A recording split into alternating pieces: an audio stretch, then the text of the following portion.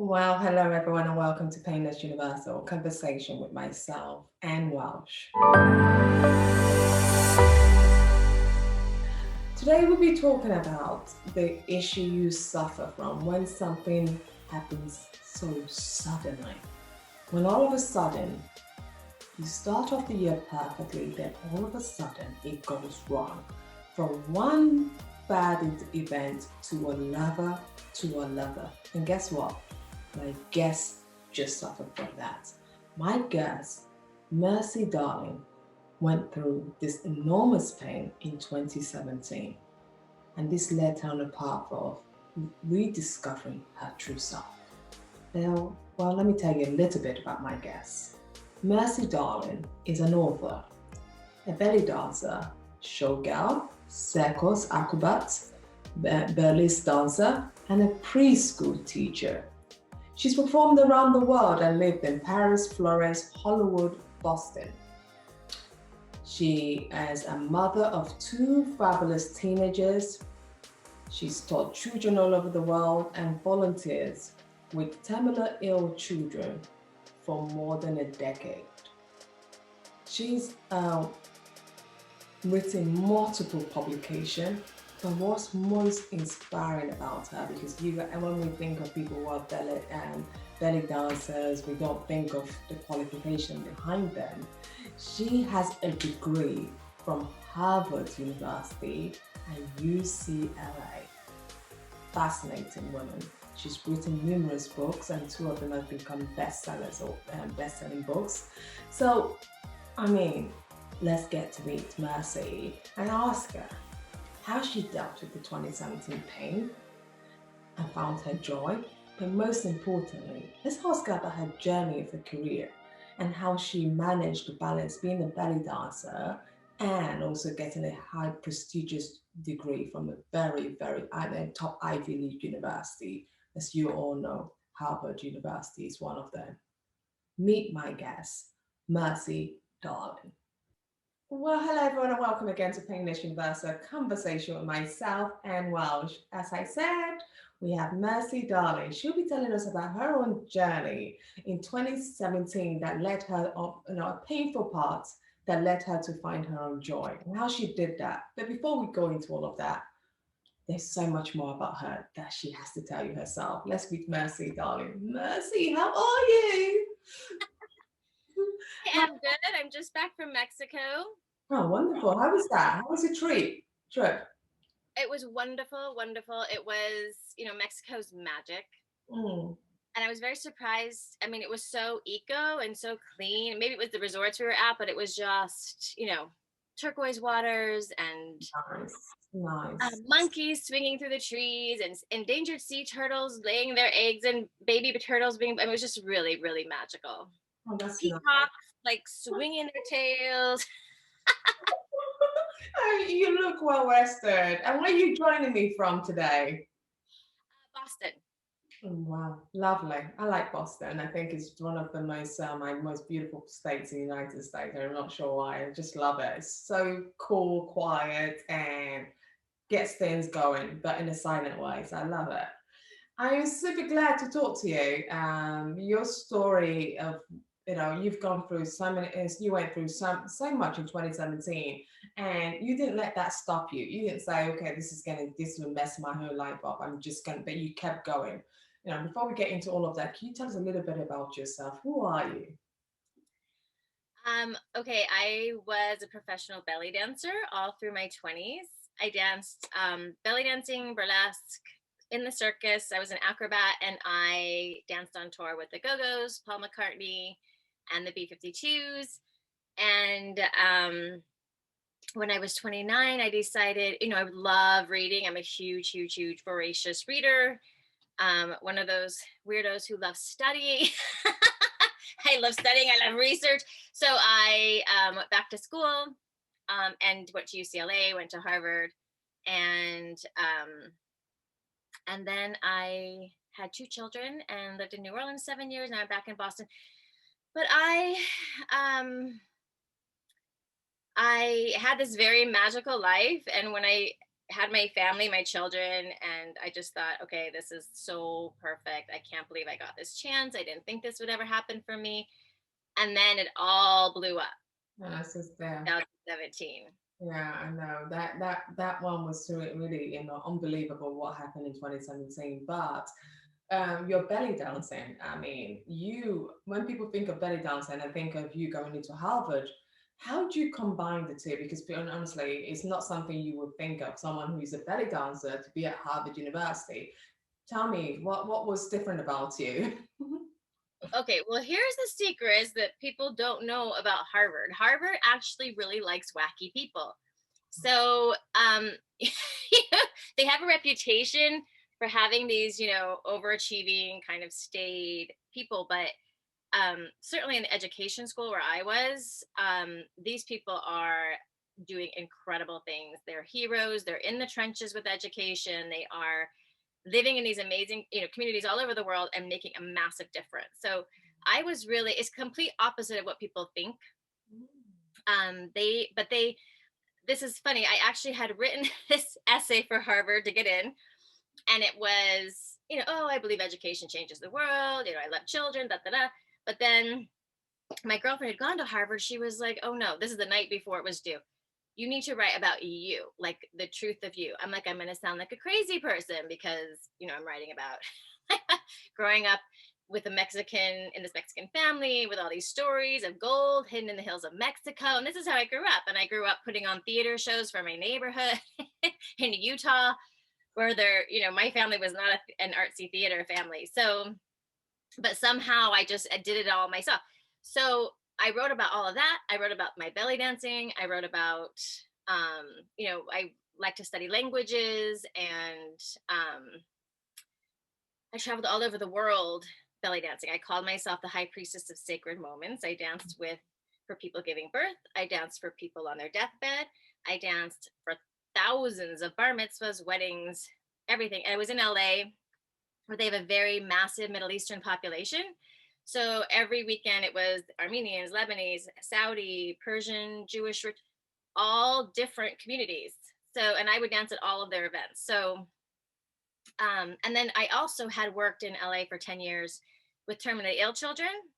And I wasn't aware at the time that I was doing kind of research, but I was teaching multicultural dance to these children, and they were living in these residential shelters, and they were all different levels of ability to move, all different levels of sickness. And that 10 years of developing this program, anyway, that's what I ended up writing. And I'm like, I'm gonna sound so crazy, but apparently they like crazy because they brought me in. So you wrote that. You wrote about that, and that was my essay. Was all really truthful, deeply myself. I learned a lot. I actually help other people write essays for their college admissions because it's one of my great joys of spinning sentences and telling stories in unique and luscious ways that grab people, and to help people pull out the magic in their own story, because it's always there. You just have to know how to spin it. And you can really write about going to the store. Doesn't matter. It matters how you tell it. Absolutely. And that is how you got accepted into Harvard. How was it like what was it like in being in Harvard, and especially with all your background of being a belly dancer?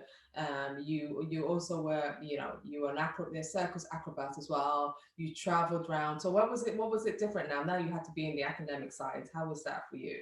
Oh my God. I loved it. I am a person who really likes intellectual and creative freedom with no restraints. And Harvard, it really encourages and values individual thoughts. So, and innovative, unique thoughts. They want people from unique backgrounds. They want people with unique point of views. That would be me. And they are, I mean, everybody. I literally would sit in class like this, just in awe, like, because the professors are blowing my mind with the things that they're thinking about, and they would never like shut down someone or make them, they just really valued every single person's point of view. So I actually had a lot to bring to the table because I had a really unique background. And because of my travels around the world, so I mean, everybody did. I mean, whatever background they were coming from, they just, it was gorgeous. I chose the program because it was 1 year, and I wanted to do my master's in 1 year, and then I didn't ever want to leave. I'm like, oh my God, I'm staying here forever. I'm going to get my PhD. I'm going to get my postdoctoral. um, but then I decided it's time to go out in the world and do what I do. This is amazing. You said you went on tour with the Go-Go's and Paul McCartney. I mean, what experience did you learn from being on that tour? Because I'm sure being with such a high profile celebrities at the time, what I mean, and up to now, there's you talk about Paul McCartney. He's one person that I really look up to. His music, the way he's maintained his brand up to now. What were some of the experiences you learned on during your tour with these guys? Oh my darling, they are. I mean, Paul McCartney is such a dreamboat, as you would expect. Right. I mean, he is always has his dressing room like, well, at least at that. And this was a world tour, so it was a world theme of like international. So he always had his dressing room in this kind of Moroccan Indian, because you know how stars have writers where they create their dressing room, so they feel like they're at home. And he always had this vegetarian, food for his entire tour. And um, he just created magic. And I just remember standing on the side of the stage, completely bamboozled, like what is intoxicated with just this gorgeous energy. And he looked like he was playing in his living room, like so relaxed, gazillions of people in the audience. And he just had this ability to connect. That was, and listening to Paul McCartney sing Hey Jude from 10 feet away from him, it was just incredible. That's good. But what did I learn? I learned there are all of these people are just like regular people, and who do their art, and they dare to put it out there. This is one of the things that I really recognize at this point in my life is these are the people who are brave enough to put their art out there, knowing it's going to get annihilated, criticized, torn down, and they do it anyway because they have to, because they want to say something in the world. I so admire. I just went and saw Candace Bushnell do a one-woman play called "Is There Still Sex in the City?" So she wrote the Sex in the City column, and the whole TV show is based on her story. And she's in her 60s, and I just thought, go girl, like you are so brave. You could be just chilling on your success and you're still in the ring. Paul McCartney could have quit 50 years ago and been like, done, I changed the world. He Yeah. is still playing, he's still writing, he's still creating. The Go-Go's too. I mean, the Go-Go's went way down in popularity, and now they're having a resurgence again of people really recognizing their music and how they pioneered. I mean, none of them even knew how to play instruments when they started. So, Wow. I mean, it's just fabulous. To me, I'm just so in awe of people's courage, artists' courage, and putting it out there, because it will get, will get torn apart. Was it difficult writing two bestseller novels when you were in New Orleans? You wrote two best-selling novels. Where did you get the initiative from to write? Because I think a lot of people want to write, but they think that they say it, but they don't put the pen to paper. It's just something they can't. They know I want to do. I want to do. I want to do. I want to write. It's my dream. It's on my bucket list. Do it. But how did you get? You did just do one. I think you've done the third one. But how did you get started with the two? I have 4 books out. And I have 5 and 6 coming up this year. Everything you said is exactly the ticket. People talk about it, but they don't do it. So you just have to flip that switch. I'm no longer going to talk about it until I do it. It's just, talking about it doesn't make it real. Doing it makes it real. I like And that. I always tell my writing students, Yeah. um, there's no replacement for behind in the chair. Like you just have to sit down and do it. You have to write every single day. And at first, I mean, writing can be torture just like any creation, but the more you do it, the more that becomes your, oh my God, I don't feel good unless I write. It's like going to the gym. Like Yes. once you get into the habit of it, like you feel terrible until you get there. And then you're like, yes, I did it. That's how writing is for me at this point. I can't go a day without it. Like I'm literally writing all day long. And it doesn't matter if I'm writing on cocktail napkins, in my journal, on my phone. Just you just have to sit down and keep going because it is the actual act of writing that brings the inspiration. So I wanted to write this story. I've been writing novels since I was a teenager, but I never did anything with them. I just wanted to write by hand. um, I um, I feel like if you wait for inspiration, because it'll all change. So my last mystery novel, I took her out of New Orleans. I took my character into New York, and it's turned into this jewel heist. But my writing mentor at the time was like, I was really excited to hear about the burlesque costumes because it's about the theft of burlesque costumes. And I really feel like she should stay in New Orleans. And I was like, yeah, I do too. So I'd written 200 pages, threw the whole thing out, started over, and wrote it about the theft of burlesque costumes. And it actually became, a better story for me and a more unique story. Like, I don't know if there's any other mysteries about the theft of burlesque costumes out there. Wow. No, no. When I left New Orleans, I thought I was going to shrivel up and die because New Orleans was like a creative. I mean, it was just exploding with creativity all day long, Hmm. and none of it tied to money, which I loved. Yeah. And so when I left there, writing my mystery novels was my way of still living there, so I could just recreate it in my mind every day, and relive all the places that I loved there. I mean, New Orleans is there's a whole group of people there they call the never lefts, of people who go there and never.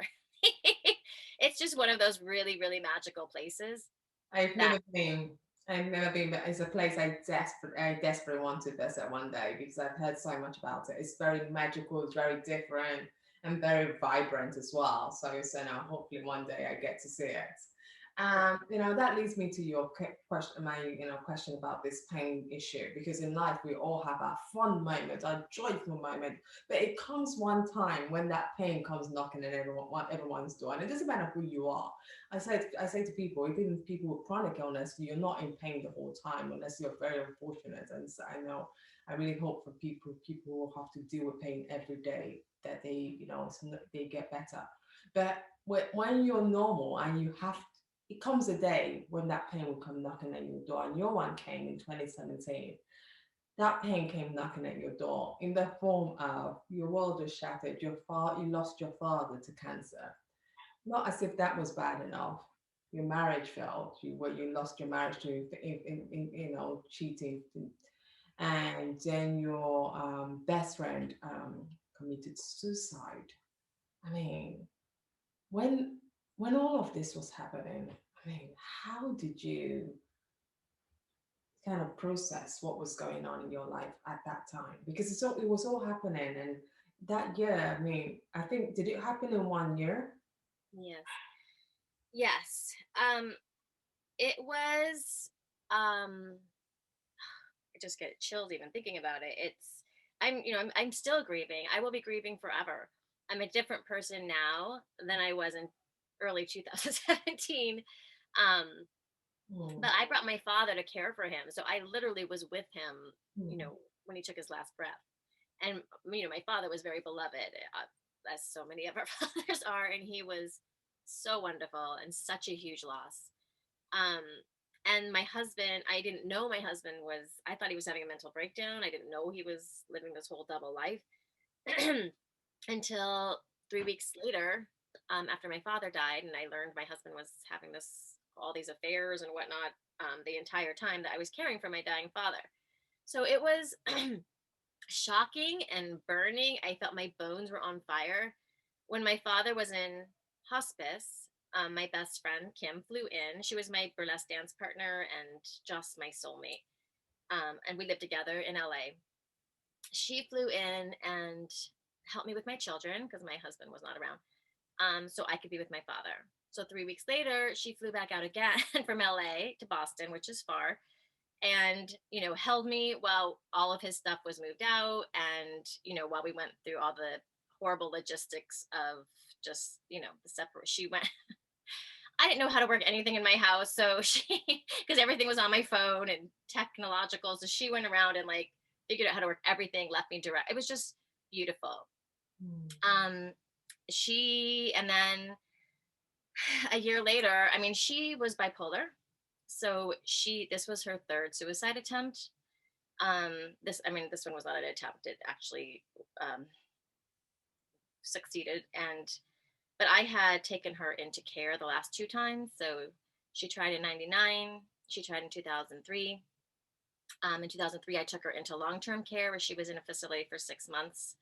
And she was a spectacular person. And she was highly functioning. If you met her, you would never, ever know there was anything amiss. Really successful actress, just a fabulous, incredible person. And anyway, she'd gone off medication, but it took her brain a year or two to really completely plummet. Um, and I was already completely staggered and stunned. For a whole year, I couldn't write. I did nothing. I just felt like I had my finger in a dam and I was just holding on. Mm. I didn't know how I was going to survive. The whole new landscape of divorce was so hideous. It is not my world. I don't like court. I don't like how serious and somber it is. I don't like the lack of color. I don't like how, no sense of humor or whimsy going on there. And, it was just, and I was trying to like take care of my children who had just lost their grandfather, lost their father, we all lost everything. So losing Kim on top of it was just, um, it's just stunning. It's been how many years? 3 years since she died in 2018. Okay. It's been almost 3 years, and I still, like when you just said she committed suicide, my heart just. Yeah. No, I feel you. I feel you. It's not something easy to take on, but you went on, you stood up. You knew you had to get back up for your kids. I know, so you're telling the story for other people who might be going through this kind of pain. It's not something easy to deal with, especially because you knew she had this tendency, especially she's done it. This is now the third attempt is where she finally worked. And it happens. And in life, we all go through all kinds of pain. How did you find it in you to overcome your pain? Um, I really believe creation. I, still feel like it's a day-to-day process. It's about finding your own invincible summer And inside. I like that. I like that. And Yeah. the way that I did that, I love to write and I like to write funny, humorous things. And I had not written about my pain. And one day I started writing about, for me, service, getting out of my head. If I'm like, oh my God, I've got to go work with children. I work with the Make-A-Wish Foundation. I work with homeless children. And when I'm talking to a 5-year-old who has leukemia living in a homeless shelter, making a wish for them because they're terminally ill, it really helps center me and helps me understand that we all have such life is loving and losing over and over and over again. It doesn't come once; it comes over and over. So it's and working with the homeless children, it just helps me to get out of my head and into my soul when I'm um, doing service work, helping other people. It doesn't matter if I'm walking down the street, putting "You Are Beautiful" stickers on things, or it's just I need to do something to make other people feel magical and beautiful.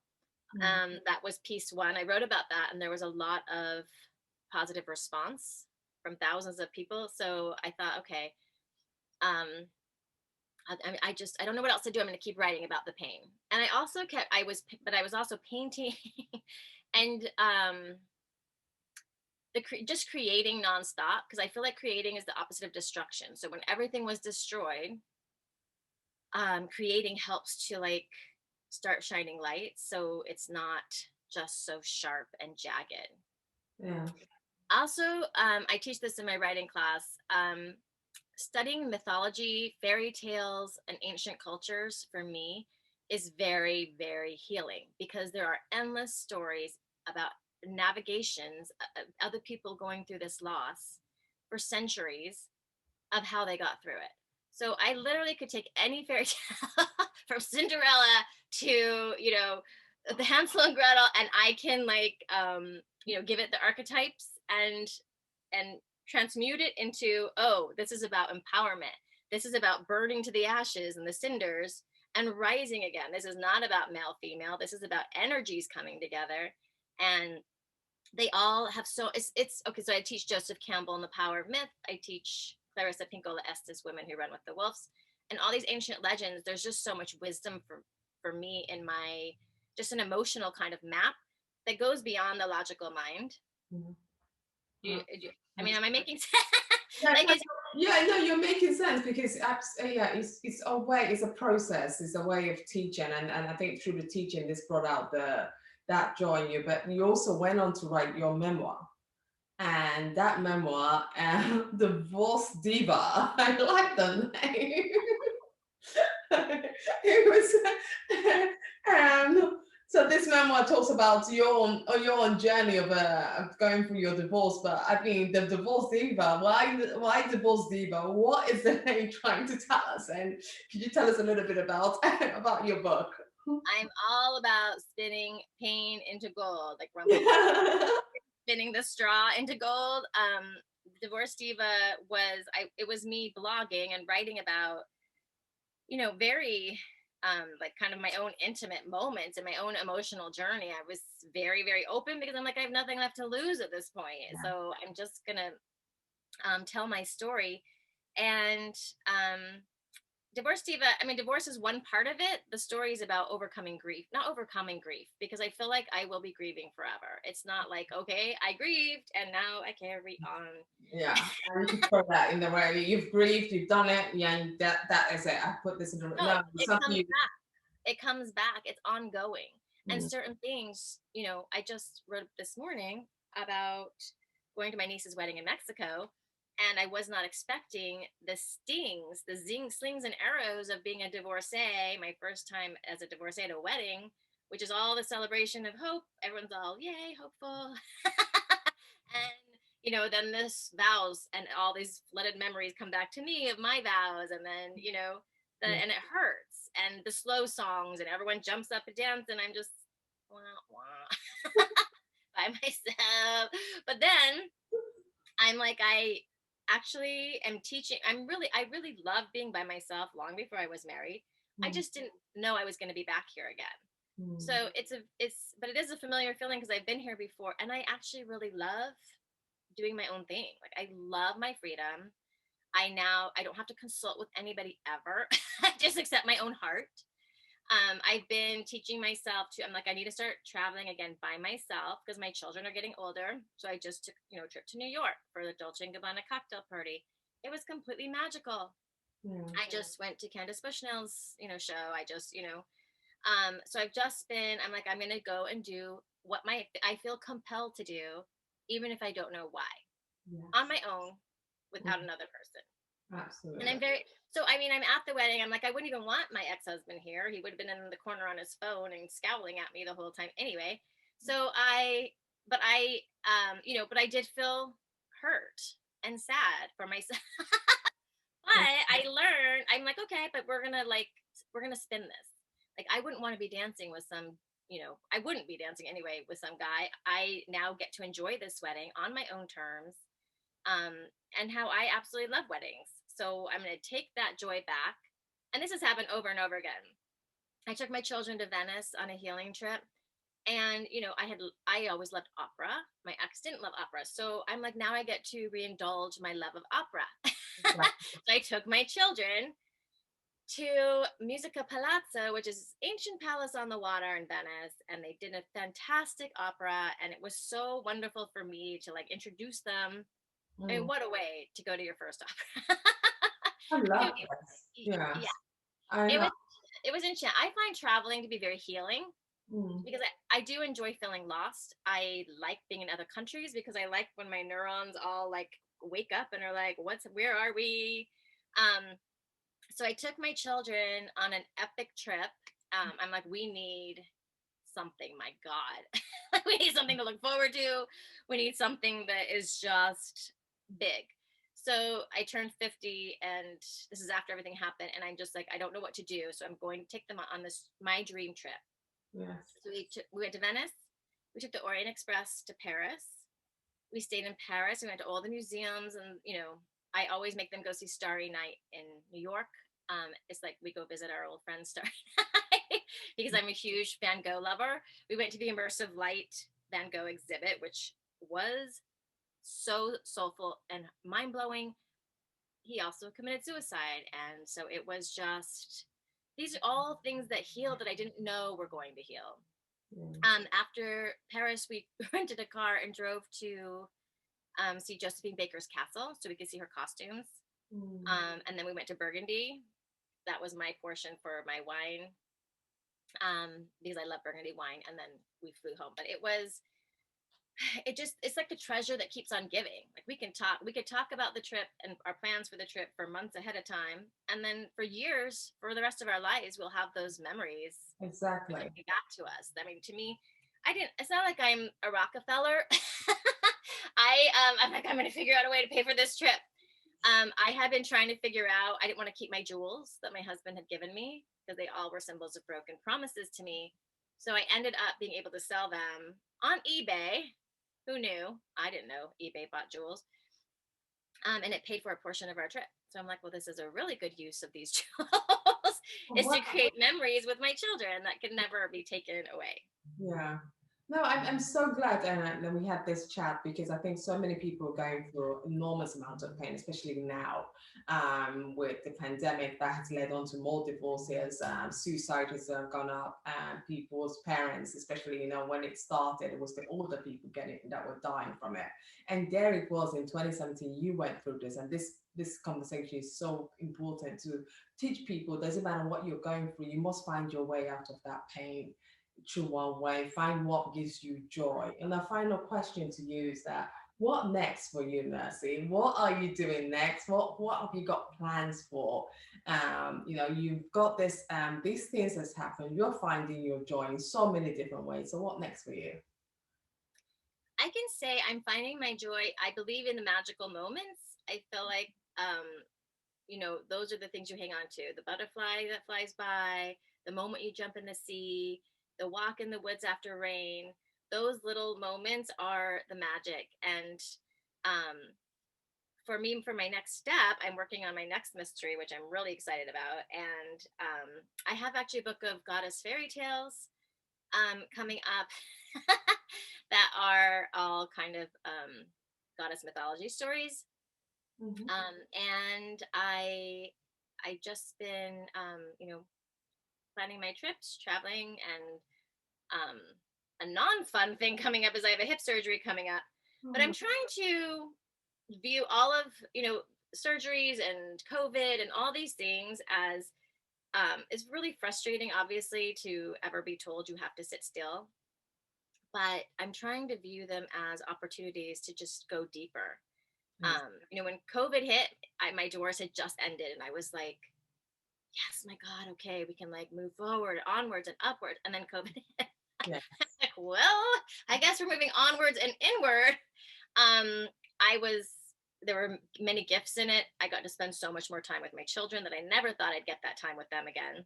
Mm. I don't think they were thrilled about it, but for me, so I try and just look at, I'm not thrilled about surgery, but I'm trying to look at all of these things as a way of, going inward and creating more and writing more and making more stories. And I'm a storyteller 1,000%. So whether it's through film, books, poetry, short stories, small essays, any way, shape, or form, I love to write. So, I mean, when I was talking about traveling, my last book is called Magic Carpets, Flying Ships, and Moonlit Kingdoms. Oh, And it's the true travel stories of Marci Darling.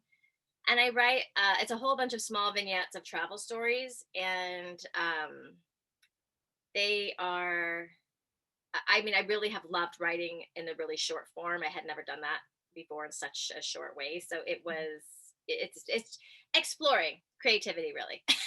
oh, I'm getting, I'm wonderful. going off on a tangent here. No, I'm so glad. I really am so glad that we talked because I mean, your journey is so inspirational because so many people will listen to it and also believe it can be done, and it probably brings out the creativity side in one. Is it doesn't matter what you go through. everyone goes through any kinds of pains, but how you overturn your pain to joy and, live day by day. I'm really glad we had this conversation. Thank you so You are much. you're so enchanting. Thank you so much for having me. I mean, what an amazing thing you're creating for the world. And we all need always ways to overcome Yeah, loss, because it's just part of living. it's And thank you absolutely. so much for having me. Thank you so much for joining me. I really appreciate it. Thank you. Fantastic. We'll have a cocktail.